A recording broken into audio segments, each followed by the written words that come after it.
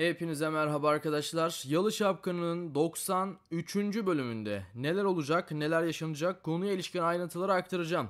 Sadece abone olmayı ve aynı zamanda videoyu da beğenmeyi unutmayınız. Hadi hemen videomuza geçelim. Önemli gelişmeler var bu süreçte, onu sizlere belirteyim. Peki dediğimiz gibi neler olacak? Şimdi onlardan bahsedeceğim. Hemen de konumuza geçelim dostlar.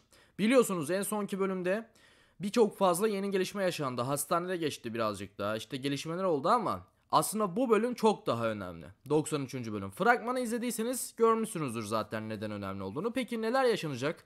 Şunu belirteyim. Seyran Yalı'da intikam almaya çalışacak ama kendini de bir yandan tehlikeye atmış olacak. Bir yandan Ferit'in bilmediği çok gizli bir şey var. İşte bu gizli bir şeyde aslında çok fazla seçenek var. O nedenle bunu söylemeyeceğim. Ama zaten fragmanda da gördünüz. Ferit'in bilmediği de gizli bir şey var. Ayrıca bunu geçtim. Abidin ve Karan vuruluyor mu? Arkadaşlar Abidin ve Karan diziden çıkıyor mu sorusuna gelirsek şahsen diziden çıkma olasılığı var. Çünkü yavaş yavaş Büyük Hanım olayının da birazcık bitirilmesi gerekiyor. O nedenle Abidin ve Karan'ın da diziden çıkma olasılığı var. Ve tabii ki eğer diziden çıkarlarsa da çıktıktan sonra yavaş yavaş tekrardan Yalı eski düzenine dönecek. Yani Yalı Korhanların eline yavaş yavaş geçmeye başlayacak. Ardından tabii ki ne olacak? Sonra dizi birazcık daha normale dönmeye başlayacak. Eğer 100. bölümde final yaparsa ki yapmaz yüksek ihtimalle ama hani yapacaksa film dizi daha doğrusu yavaş yavaş kendini toparlamaya başlayıp iyi bölümler gösterecek ve 100. bölümde final yapacaktır ama dizi iyi bir şekilde gitmezse bilin ki 100. bölümde final olmayacak dostlar. Onu sizlere söyleyeyim. Şimdi bir diğer yandan gelirsek biliyorsunuz baktığımızda aslında Yalı'da birçok kişi şu anda eskisi gibi tekrar bir araya geldi. Kenetlendi. Gerek ifakat olsun gerek şey. Ve bu arada hani fragmanda da Esme ne diyor, ben bir çocuğumu daha kaybedemem diyor biliyorsunuz. Burada da aslında kaybedilen çocuk zaten Esme'nin çocuğu. O nedenle hani Suna diziden çıkmıyor. Yani Suna ile Ferit'in yaşananlarına geleceğiz. Bu arada Ferit fragmanda ne diyor? Ben artık her şeyi dedeme yani Halis Ağa'ya ve Seyran'a söyleyeceğim diyor. Burada söylenecek şey tam olarak Ferit'in Suna ile yaşadıkları değil dostlar. Yani birçok kişi bunu bu şekilde algılamış. Ferit sanırım Suna ile arasında yaşananları Seyran'a söyleyecek veya Halis Ağa'ya dedesine söyleyecek gibi birçok böyle nasıl diyeyim sizlere yorum gördüm. Ama hayır, burada Ferit başka bir konudan Seyran ve Halis Ağa'ya bahsedecek. Onu da sizlere söyleyeyim. Yani burada Suna ile Ferit'in arasında yaşananlardan herhangi bir şekilde bahsedilmeyecek. Seyran'a veya Halis Ağa'ya. Büyük Hanım tabii ki güçlerini kullanmaya devam edecek ve Korhanlara zarar vermeye bu süreçte kesinlikle devam edecek. Onu sizlere belirteyim. Bir diğer yandan belirteceğimiz diğer konu ise aslında şirket konusu. Biliyorsunuz şirket konusu yaklaşık birkaç bölümdür çok fazla açılmıyor. Ama şirket de hiç iyi bir şekilde gitmiyor. Onu sizlere söyleyeyim. Yani şirket iyi bir şekilde gitmediği için de haliyle ne olacak?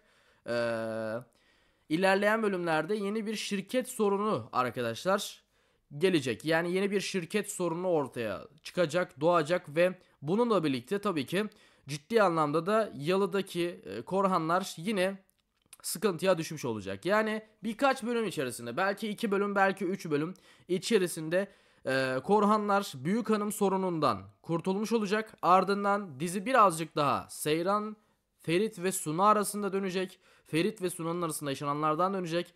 Ve yine aynı zamanda dizi birazcık daha Ferit'in psikolojik sorunlarıyla devam edecek. Ferit'in yaşayacağı bazı sorunlar ile devam edecek. Aynı zamanda da şirket sorunlarıyla dizi birazcık ilerlemeye devam edecek arkadaşlar. Yani Büyük Hanım sorunu şu an halen daha devam ediyor elbette. 2 bölüm 3 bölüm daha devam edebilir. Onu söyleyeyim. Devam ettikten sonra da dizi yavaş yavaş bu sorunlarla devam edecek. Sonra da zaten yavaş yavaş da finale doğru gidecektir dostlar. Karan ve Abidin'in diziden çıkma olasılıklarına yine gelirsek, diziden çıkma olasılığı var arkadaşlar ama hani baktığımızda bu yüksek bir ihtimalle demiyorum.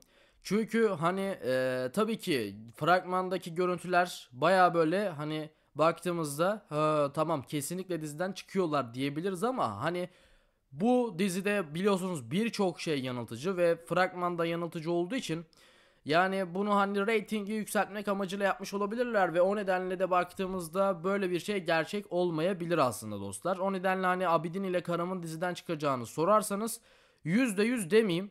Yani %100 çıkacaklarını söylemeyeyim size açıkçası. Böyle bir şey %100 gözükmüyor. Onu sizlere belirteyim.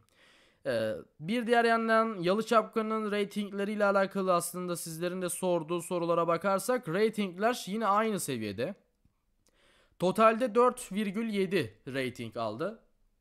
Baktığımızda iyi mi? Normal, geçen haftalardaki gibi aynı. Ama şunu söyleyeyim, yüksek bir ihtimalle Yalı Çapkını bu sezon final arkadaşlar. Yani hani devam etme ihtimali %5 gibi bir şey. Çok fazla düşük ihtimal. O nedenle Yalı Çapkını yüksek bir ihtimalle bu sezon final, çünkü reytingler düşük. Ratingler istenilen seviyede artmadı. Yine 4,7.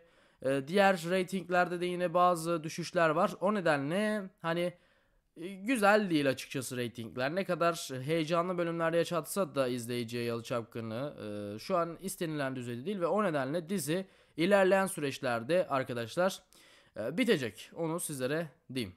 Bununla birlikte yine aynı şekilde baktığımızda çok fazla yeni bir gelişme var dizide. Halis Ağa'nın dizideki rolü, Halis Ağa'nın Ferit'ten gizlediği ney? Acaba bu da çok önemli. Şunu söyleyeyim, ilerleyen günlerde emin olun bununla alakalı bir bilgi var. Emin olun bununla alakalı bir bilgi bulacağız.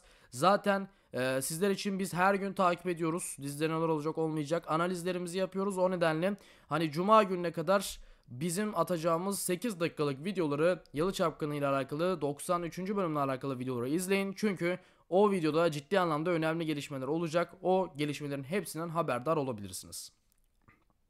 Orhan ve Gülgün tekrardan beraber aynı evde, aynı çatı altında yaşamaya başlayacak. Zaten başladı ama bir evlilik vesaire bunlar da olacak, yaşanacak ama şu anda değil.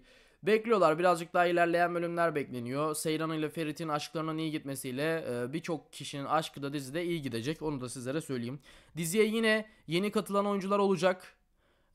Bundan emin olabilirsiniz. Diziye yeni katılan oyuncular arkadaşlar bu süreçte olacak ve bunu da rahatlıkla görebilirsiniz zaten açıkçası.